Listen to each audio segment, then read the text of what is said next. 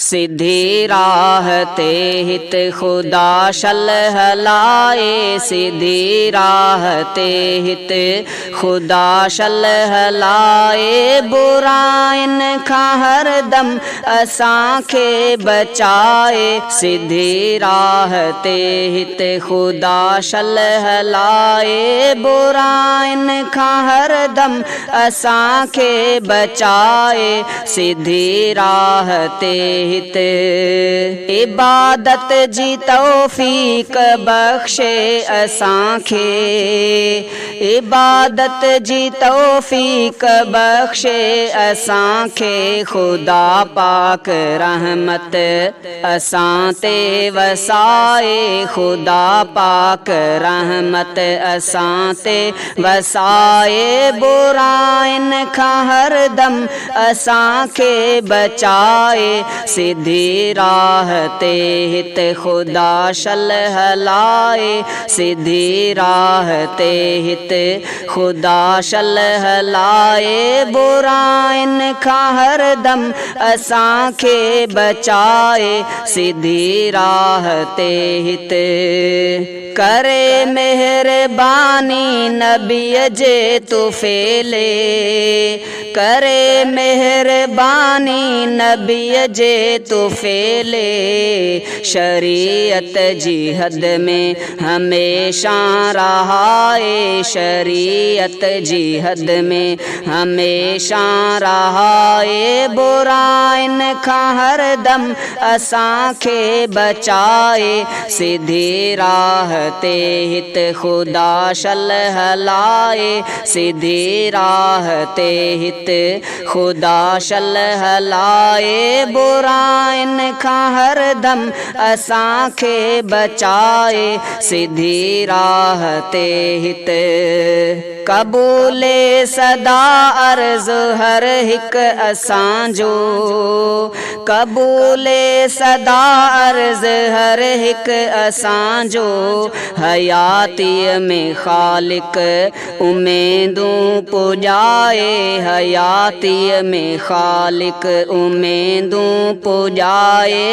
बुराइन खां हरदम असांखे बचाए, सीधी राह ते हित खुदा शल हलाए, सीधी राह ते हित मरण वक्त कलमे सां सभिनी खे मारे, मरण वक्त कलमे सां सभिनी खे मारे।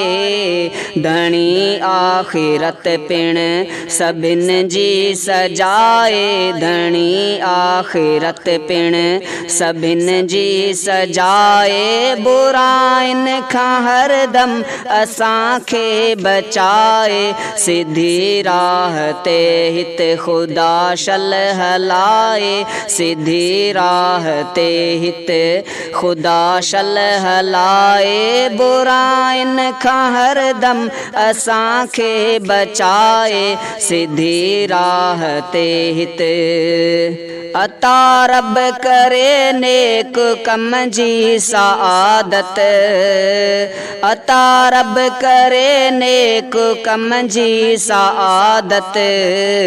चङा इन जे बदिले, चङा इन जे बदिले मंदायूं मिटाए, चङा इन जे बदिले मंदायूं मिटाए। बुराइन खां हरदम असांखे बचाए, सीधी राह ते हित खुदा शल हलाए, सीधी राह ते हित खुदा शल हलाए। बुराइन खां हरदम असांखे बचाए, सीधी राह ते हित ज़ुल्फ़िकार सर की इलाही फज़ुल सां, ज़ुल्फ़िकार सर की इलाही फज़ुल सां। क़ियामत में मुरसल मिठे सां मिलाए, क़ियामत नात में मुरसल मिठे सां मिलाए, बुराइन खां हर दम असांखे बचाए, सिधी राह ते हित खुदा शल हलाए, सिधी राह ते हित खुदा शल हलाए, बुराइन खां हर दम असांखे बचाए, सिधी राह ते हित खुदा शल हलाए, सिधी राह ते हित।